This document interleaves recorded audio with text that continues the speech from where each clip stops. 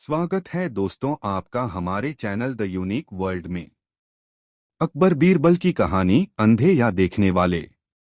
एक बार की बात है, अकबर और बीरबल किसी बात पर चर्चा कर रहे थे। तभी एक क्षण ऐसा आया जब राजा अकबर ने कहा, बीरबल, दुनिया में हर 100 आदमी के पीछे एक अंधा व्यक्ति होता है। राजा की यह बात सुनकर बीरबल ने उनकी इस बात पर असहमति जताते हुए कहा, महाराज, मेरे हिसाब से आपका आकलन कुछ गलत प्रतीत होता है। सही मायने में तो दुनिया में अंधों की संख्या देखने वालों के मुकाबले काफी अधिक है। बीरबल का यह जवाब सुनकर राजा अकबर को काफी आश्चर्य हुआ। उन्होंने कहा, जब हम अपने चारों ओर देखते हैं तो देखने वाले लोगों की संख्या अंधों से अधिक ही मालूम होती है। ऐसे में अंधों की संख्या देखने वालों के मुकाबले अधिक कैसे हो सकती है? राजा अकबर की इस बात को सुनकर बीरबल कहते हैं, महाराज, किसी दिन मैं आपको यह बात प्रमाण के साथ साबित करके जरूर दिखाऊंगा कि दुनिया में अंधों की संख्या देखने वालों से अधिक है। बीरबल के जवाब पर राजा अकबर कहते हैं, ठीक है, प्रमाण के साथ इस बात को अगर तुम साबित कर पाओगे तो मैं भी इस बात को जरूर स्वीकार करूंगा। उस दिन यह बात यही रुक जाती है। करीब 2 दिन बीतने के बाद राजा अकबर इस बात को पूरी तरह से भूल जाते हैं। मगर बीरबल अपनी बात को प्रमाणित करने के लिए युक्ति सोचने में जुटे रहते हैं। करीब 4 दिन बीतने के बाद बीरबल को एक योजना सूझती है और वे 2 मुनीम को लेकर उनके साथ बाजार की ओर चल देते हैं। बीच बाजार पहुंचने के बाद बीरबल सिपाहियों से एक चारपाई की चौखट वहां मंगाते हैं और उसे बुनने के लिए रस्सी भी मंगवाते हैं। अब बीरबल अपने साथ लाए दोनों मुनीमों को आदेश देते हैं कि वे उनके दाएं और बाएं कुर्सी डालकर बैठ जाएं। साथ ही इस बात का ध्यान रखें कि दाएं बैठने वाले मुनीम उनके राज्य में मौजूद अंधों की सूची तैयार करेंगे और बाएं बैठने वाले मुनीम देखने वालों की सूची। बीरबल का आदेश मानते हुए दोनों मुनीम अपना काम करने के लिए कमर कस लेते हैं और बीरबल चारपाई बुनने का काम शुरू कर देते हैं। बीरबल को बीच बाजार चारपाई बुनते देख धीरे धीरे वहां लोगों की भीड़ जमा होने लगती है। उस भीड़ में से एक आदमी अपने आप को रोक नहीं पाता है और वह बीरबल से पूछ लेता है, आप ये क्या कर रहे हैं? बीरबल इस सवाल का कोई जवाब नहीं देते और अपने दाएं बैठे मुनीम को इशारा देते हैं कि वह अपनी सूची में इस आदमी का नाम लिख लें। जैसे जैसे समय बीतता जा रहा था, आने वालों की संख्या बढ़ती जा रही थी और आने वाले सभी लोग अपनी उत्सुकता को शांत करने के लिए बीरबल से यही पूछ रहे थे कि वे यहाँ क्या कर रहे हैं। इसी के साथ बीरबल अपने दाएं मुनीम को इशारा देकर यह सवाल पूछने वालों का नाम अंधों की लिस्ट में डलवाते जा रहे थे। तभी अचानक वहां एक आदमी आता है जो बीरबल से पूछता है कि इतनी धूप में बैठकर आप चारपाई क्यों बन रहे हैं? तब भी बीरबल कुछ नहीं बोलते हैं और बाएं बैठे मुनीम को यह सवाल पूछने वाले का नाम देखने वालों की सूची में लिखने का इशारा देते हैं। यह सिलसिला ऐसे ही चलता रहता है और धीरे धीरे पूरा दिन निकल जाता है। तभी इस बात की जानकारी राजा अकबर को होती है और वे भी माजरा समझने के लिए बाजार पहुंच जाते हैं जहां बीरबल चारपाई बुनने का काम कर रहा था। राजा भी बीरबल से यह सब करने के पीछे की वजह जानना चाहते हैं। इसलिए वह बीरबल से सवाल करते हैं कि बीरबल, यह तुम क्या कर रहे हो? राजा का सवाल सुनते ही बीरबल अपने दाएं बैठे मुनीम को आदेश देते हैं कि अपनी अंधों की लिस्ट में महाराज अकबर का नाम भी शामिल कर दो। बीरबल की यह बात सुनकर राजा अकबर को थोड़ा गुस्सा आया और आश्चर्य भी हुआ। राजा अकबर ने कहा, बीरबल, मेरी आंखें पूरी तरह से ठीक हैं और मैं सब कुछ अच्छी तरह देख सकता हूँ। फिर क्यों तुम मेरा नाम अंधों की सूची में चढ़वा रहे हो? राजा अकबर के इस सवाल बार बीरबल मुस्कुराते हुए कहते हैं, महाराज, आप देख सकते हैं कि मैं चारपाई बन रहा हूँ। फिर भी अपने सवाल किया कि मैं क्या कर रहा हूं। अब महाराज, ऐसा सवाल तो एक अंधा व्यक्ति ही पूछ सकता है। बीरबल का यह उत्तर सुन राजा अकबर को समझ में आ गया कि वह कुछ दिन पहले की गई बात को प्रमाणित करने के लिए यह सब कर रहा है। यह बात समझ में आते ही राजा अकबर भी मुस्कुराते हैं और पूछते हैं, बीरबल, तो फिर बताओ कि तुमने अपने इस प्रयास से क्या पता लगाया। बताओ, देखने वालों की संख्या अधिक है या अंधों की। राजा के सवाल पर बीरबल जवाब देते हैं, महाराज, मैंने जो कहा था वही बात सच निकली कि दुनिया में देखने वालों के मुकाबले अंधों की संख्या ज्यादा है। मेरे द्वारा तैयार की गई दोनों सूची का मिलान करने से आप भी इस बात को अच्छी तरह से समझ सकते हैं। बीरबल का उत्तर सुनकर राजा अकबर जोर से हंसते हैं और कहते हैं, बीरबल, तुम अपनी बात को साबित करने के लिए कुछ भी कर सकते हो। कहानी से सीख। अकबर बीरबल अंधे बाबा की इस कहानी से यह सीख मिलती है कि दिखाई देने के बाद भी मूर्खतापूर्ण सवाल करने वाला व्यक्ति किसी अंधे के समान ही होता है। दोस्तों, वीडियो कैसा लगा कमेंट में जरूर बताएं और वीडियो को एक लाइक कर दे। 2 अकबर बीरबल की कहानी, लहरें गिनना। एक बार की बात है, बादशाह अकबर के दरबार में उनसे नौकरी मांगने की फरियाद लेकर एक व्यक्ति पहुंचा। उसकी कुछ देर बातें सुनने और बुद्धि की परीक्षा लेने के बाद बादशाह ने उसे चुंगी यानी टैक्स वसूलने वाला अधिकारी बना दिया। बीरबल भी उस दरबार में मौजूद थे। उन्होंने उसे कुछ देर ध्यान से देखने के बाद कहा कि बादशाह, यह व्यक्ति ज्यादा ही चालाक लग रहा है। यह जल्द ही कुछ न कुछ बेईमानी जरूर करेगा। होते होते कुछ समय गुजरा और तब तक उस व्यक्ति ने टैक्स वसूलने का काम पूरी तरह संभाल लिया था। एक दिन बादशाह अकबर के पास एक दो व्यक्ति उस अधिकारी की शिकायत लेकर आए। शिकायतें मामूली थीं, इसलिए उन पर ज्यादा किसी ने ध्यान नहीं दिया। उसके बाद रिश्वत लेने और जनता को परेशान करने के आरोप भी उस अधिकारी पर लगने लगे। इतनी शिकायतें आने पर बादशाह ने सोचा कि इसका तबादला ऐसी जगह कर देता हूं जहां इसे बेईमानी करने का मौका ही न मिल पाए। इतना सोचते ही बादशाह ने फैसला किया कि उसे अस्तबल का मुंशी बनाया जाएगा। फिर अकबर ने मन में कहा कि अब घोड़ों की लीद उठवाने के काम में ये क्या ही बेईमानी कर पाएगा। वहां मुंशी के पद पर पहुंचते ही उस व्यक्ति ने फिर रिश्वत लेना शुरू कर दिया। उसने सीधे घोड़े की देखभाल करने वालों से कह दिया कि तुम लोग घोड़ों को कम दाना पानी खिलाते हो। इसका पता बादशाह को चला है, इसलिए मुझे लीद को तोलने के लिए भेजा है।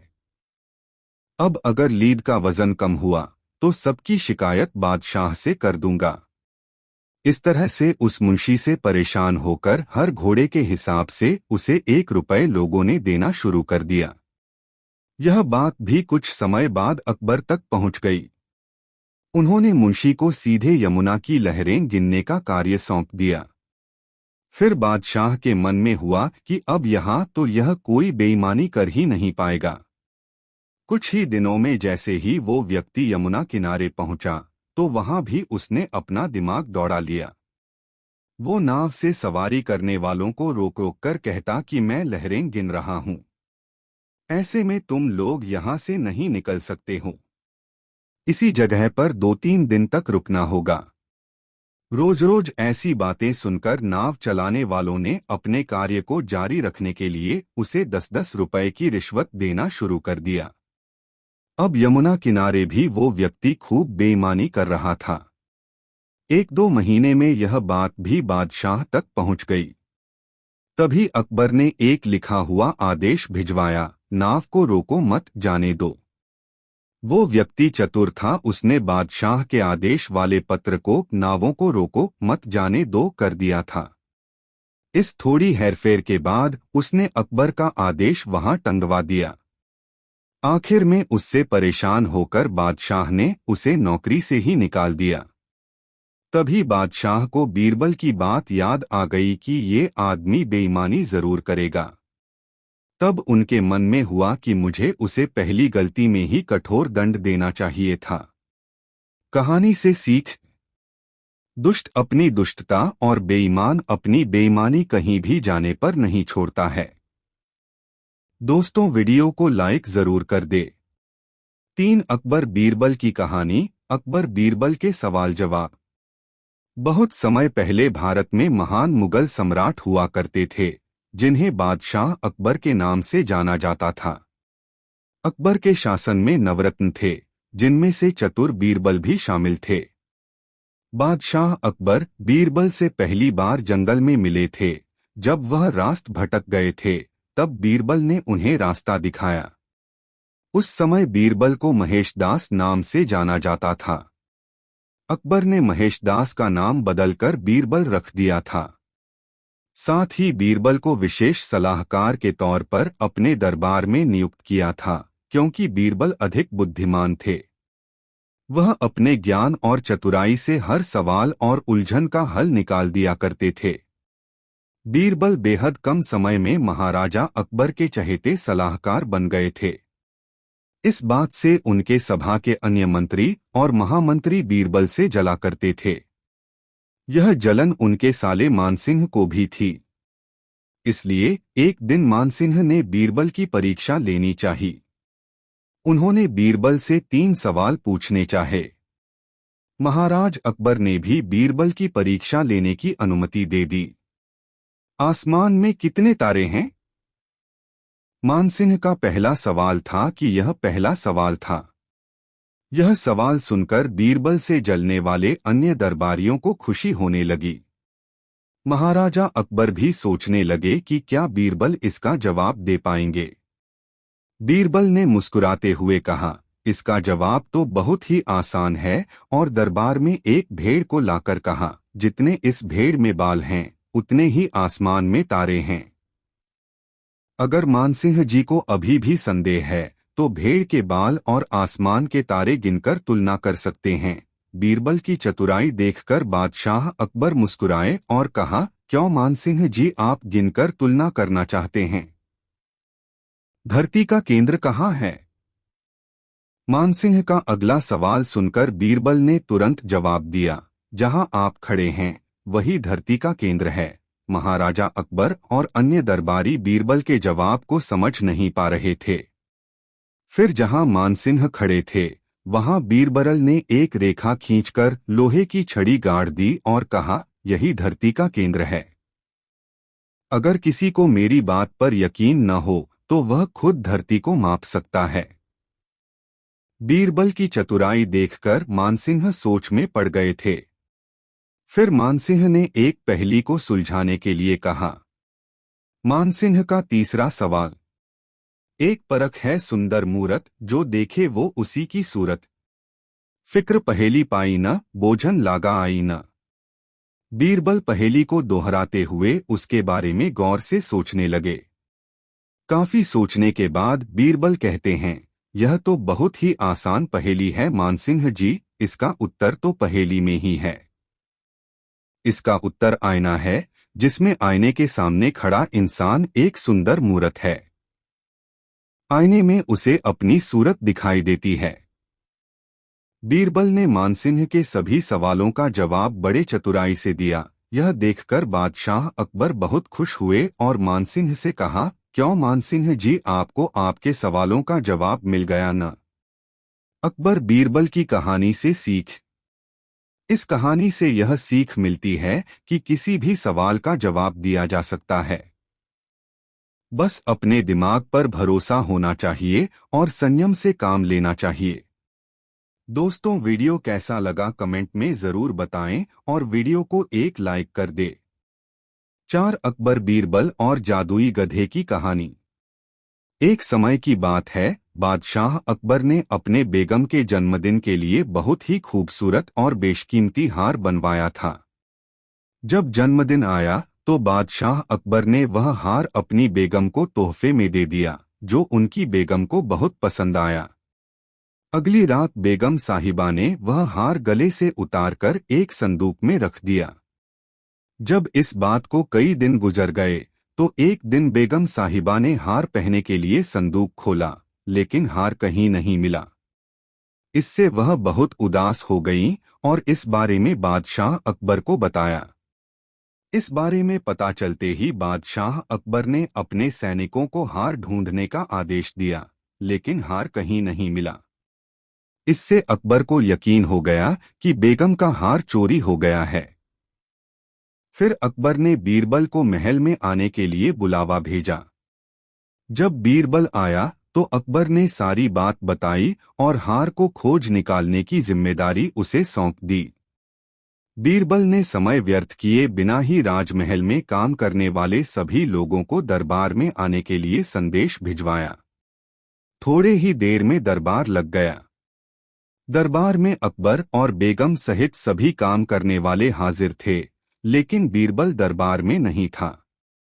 सभी बीरबल का इंतजार कर ही रहे थे कि तभी बीरबल एक गधा लेकर राज दरबार में पहुंच जाता है। देर से दरबार में आने के लिए बीरबल बादशाह अकबर से माफी मांगता है। सभी सोचने लगते हैं कि बीरबल गधे को लेकर राज दरबार में क्यों आया है। फिर बीरबल बताता है कि यह गधा उसका दोस्त है और उसके पास जादुई शक्ति है। यह शाही हार चुराने वाले का नाम बता सकता है। इसके बाद बीरबल जादुई गधे को सबसे नजदीक वाले कमरे में ले जाकर बांध देता है और कहता है कि सभी एक एक करके कमरे में जाएं और गधे की पूंछ पकड़कर चिल्लाएं, जहां पनाह मैंने चोरी नहीं की है। साथ ही बीरबल कहता है कि आप सभी की आवाज दरबार तक आनी चाहिए। सभी के पूंछ पकड़कर चिल्लाने के बाद आखिर में गधा बताएगा कि चोरी किसने की है। इसके बाद सभी कमरे के बाहर एक लाइन में खड़े हो गए और एक एक करके सभी ने कमरे में जाना शुरू कर दिया। जो भी कमरे के अंदर जाता तो पूंछ पकड़कर चिल्लाना शुरू कर देता, जहां पनाह मैंने चोरी नहीं की है। जब सभी का नंबर आ जाता है तो अंत में बीरबल कमरे में जाता है और कुछ देर बाद कमरे से बाहर आ जाता है। फिर बीरबल सभी काम करने वालों के पास जाकर उन्हें दोनों हाथ सामने करने को बोलता है और एक एक करके सभी के हाथ सूंघने लगता है। बीरबल की इस हरकत को देखकर सभी हैरान हो जाते हैं। ऐसे ही सूंघते सूंघते एक काम करने वाले का हाथ पकड़कर बीरबल जोर से बोलता है, जहां पनाह इसने चोरी की है। ये सुनकर अकबर बीरबल से कहते हैं, तुम इतने यकीन के साथ कैसे कह सकते हो कि चोरी इस सेवक ने ही की है? क्या तुम्हें जादुई गधे ने इसका नाम बताया है? तब बीरबल बोलता है, जहां पनाह यह गधा जादुई नहीं है। यह बाकी गधों की तरह साधारण ही है। बस मैंने इस गधे की पूंछ पर एक खास तरह का इत्र लगाया है। सभी सेवकों ने गधे की पूंछ को पकड़ा, बस इस चोर को छोड़कर। इसलिए इसके हाथ से इत्र की खुशबू नहीं आ रही है। फिर चोर को पकड़ लिया गया और उससे चोरी के सभी सामान के साथ ही बेगम का हार भी बरामद कर लिया गया। बीरबल की इस अक्लमंदी की सभी ने सराहना की और बेगम ने खुश होकर बादशाह अकबर से उसे उपहार भी दिलवाया। कहानी से सीख। इस कहानी से यह सीख मिलती है कि बुरे काम को कितना भी छुपाने की कोशिश करो, एक दिन सबको पता चल ही जाता है। इसलिए बुरे काम नहीं करने चाहिए। दोस्तों, वीडियो को लाइक जरूर कर दे। 5 अकबर बीरबल की कहानी, चोर की दाढ़ी में तिनका। बच्चों, अकबर और बीरबल के कई कहानियां प्रसिद्ध हैं। यह कहानियों सभी के दिल में अपनी छाप छोड़ने के साथ साथ अच्छी शिक्षा देना का भी काम करती हैं।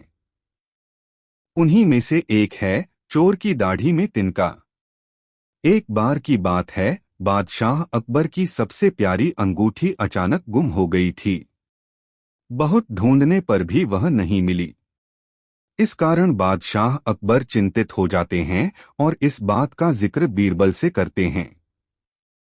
इस पर बीरबल महाराजा अकबर से पूछते हैं, महाराज, आपने अंगूठी कब उतारी थी और उसे कहाँ रखा था? बादशाह अकबर कहते हैं, मैंने नहाने से पहले अपनी अंगूठी को अलमारी में रखा था और जब वापस आया तो अंगूठी अलमारी में नहीं थी। फिर बीरबल अकबर से कहते हैं, तब तो अंगूठी गुम नहीं चोरी हुई है और यह सब महल में साफ सफाई करने वाले किसी कर्मचारी ने ही किया होगा। यह सुनकर बादशाह ने सभी सेवकों को हाजिर होने को कहा। उनके कमरे में साफ सफाई करने के लिए कुछ 5 कर्मचारी तैनात थे और पांचों हाजिर हो गए। सेवकों के हाजिर होने के बाद बीरबल ने उन सभी को कहा, महाराज की अंगूठी चोरी हो गई है जो अलमारी में रखी थी। अगर आप में से किसी ने उठाई है तो बता दे, वरना मुझे अलमारी से ही पूछना पड़ेगा। फिर बीरबल अलमारी के पास जाकर कुछ फुसफुसाने लगे। इसके बाद मुस्कुराते हुए पांचों सेवकों से कहा, चोर मुझसे बच नहीं सकता है क्योंकि चोर की दाढ़ी में तिनका है। यह बात सुनकर उन पांचों में से एक ने सबसे नजर बचाकर दाढ़ी में हाथ फेरा जैसे कि वह तिनका निकालने की कोशिश कर रहा हो। इसी बीच बीरबल की नजर उस पर पड़ गई और सिपाहियों को तुरंत चोर को गिरफ्तार करने का आदेश दिया। जब बादशाह अकबर ने उससे सख्ती से पूछा तो उसने अपना गुनाह काबुल कर लिया और बादशाह की अंगूठी वापस कर दी। बादशाह अकबर अपनी अंगूठी पाकर बेहद प्रसन्न हुए। चोर की दाढ़ी में तिनका कहानी से सीख। इस कहानी से यह सीख मिलती है कि ताकत की जगह दिमाग का इस्तेमाल करने से हर समस्या का हल मिल सकता है। 6 कवि और राजा के महल की कहानी। एक समय की बात है, पाल्पा देश में एक कवि रहता था। वो अपने देश के राजा से मिलकर उनको कविता सुनना चाहता था ताकि राजा उसकी कविता से खुश हो जाएं और उसे कोई इनाम दें। इसके लिए वह कवि हर दिन महल जाता, लेकिन सैनिक उसे महल के अंदर जाने से रोक देते। सैनिक कहते थे जब राजा उन्हें खुद से बुलाएगा तभी वह महल के अंदर जा सकता है। रोज सिपाहियों से यही बात सुनकर वह वापस अपने घर चला जाता था। एक दिन जब वह वापस अपने घर पहुंचा तो थोड़ी देर बाद उसकी पत्नी उससे कहती है कि देखना, शायद घर के दरवाजे पर कोई आया हुआ है। कवि ने जब दरवाजा खोला तो उसने देखा कि एक आदमी उसके घर के बाहर खड़ा था। उस आदमी ने कवि से एक पते के बारे में पूछा और कहा कि उसे वहां जाना है। कवि ने जब वह पता देखा तो उस आदमी से कहा कि आपको जिस नगर में जाना है वह यहाँ से बहुत दूर है। आप बहुत दूर से आए हैं और अभी शाम भी हो गई है। आप उस पते पर समय रहते नहीं पहुंच सकते। बेहतर होगा कि आप आज की रात हमारे ही घर में रुक जाएं। आदमी ने जवाब में कहा कि मेरे रुकने से आपको समस्या हो सकती है, इसलिए मैं अपने लिए कोई दूसरा स्थान ढूंढ लूंगा। मगर कवि के बार बार कहने पर वह आदमी कवि के घर में ही रुक गया। कवि के इस व्यवहार से उसकी पत्नी चिंता में पड़ जाती है। उसने कवि को बुलाया और धीरे से पूछने लगी, हमारे पास भोजन की कमी है। ऊपर से आपने किसी अनजान को घर में रोक लिया है। इस पर कवि अपनी पत्नी को समझाते हुए कहता है कि चिंता न करो, कोई दिक्कत नहीं होगी। इतना कहकर कवि वहां से कुछ देर के बाहर जाने लगता है और पत्नी को बोलता है कि मेहमान का ख्याल रखना। कवि के घर में रुके उस अनजान व्यक्ति ने कवि और उसकी पत्नी की सारी बातें सुन ली थी। घर से बाहर जाते समय कवि उस अनजान व्यक्ति से आराम करने के लिए कहकर बाहर चला जाता है। थोड़ी देर में कवि भोजन बनाने की सामग्री के साथ घर लौटता है जिसे उसने उधार लेकर खरीदा था। खाना बनने के बाद कवि ने उस अनजान व्यक्ति को अपने साथ भोजन करने के लिए बुलाया। इस दौरान दोनों बातें करने लगे और बातों बातों में उसने अजनबी को बता दिया कि वह एक कवि है और उसे अपनी 2-4 कविताएं भी सुना दी। उस अनजान शख्स को कविताएं काफी अच्छी लगीं और उसने कवि की बहुत तारीफ की। इस पर कवि ने कहा कि इन कविताओं का कोई मोल नहीं है, क्योंकि कोई भी उसकी कविता नहीं सुनना चाहता। फिर कवि ने उसे राजा और उसके सैनिक वाली बात भी बताई। इस पर उस अनजान आदमी ने कहा कि इसी तरह आपको हर रोज राजा के महल जाने की कोशिश जारी रखनी चाहिए। सुबह होते ही बिना कवि को बताए वह अनजान आदमी अपने पते पर निकल गया। उसी दिन कवि के पास राजा के सैनिक आए और उसे अपने साथ महल चलने के लिए कहने लगे। कवि सैनिकों के साथ राजा के महल गया और राजा को अपनी कविताएं सुनाई। इसके बाद राजा ने खुश होकर कवि को अपने महल में रख लिया और उसे ढेर सारा इनाम भी दिया। कवि को यह बात नहीं पता था कि राजा पहले भी उसकी कविता सुन चुके हैं। वो अनजान शख्स कोई और नहीं बल्कि राजा ही था, जो अपना रूप बदलकर उसके घर आया था। कवि ने वापस घर जाकर अपनी पत्नी को इसके बारे में बताया। इस पर उसकी पत्नी कहती है कि वह अजनबी व्यक्ति आपके लिए भाग्यशाली था। उसके घर आते ही कि आपको काम और इनाम दोनों मिल गए। इसके बाद से कवि का जीवन बदल गया।